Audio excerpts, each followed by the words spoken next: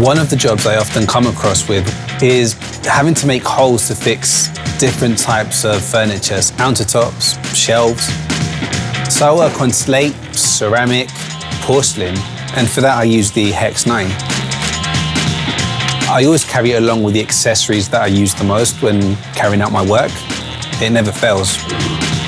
Why? Well, this bit can handle even the hardest ceramics, including porcelainic. It's perfect for this type of material. Also, it's very accurate. I simply make a little cross where I want to drill. I put the drill bit there, and there it makes the hole, and it doesn't slip over the tile. The point is very sharp. This helps a lot to erode well a material as hard as ceramic. And it holds the job really well. The HEX-9, it lasts much longer than a standard bit. So just last week, after several uses, I saw that the bit had darkened, and I carried on using it, and I had no problem. Even if the bit loses a bit of color, it still works perfectly. To be honest, I really like the Hex hitch.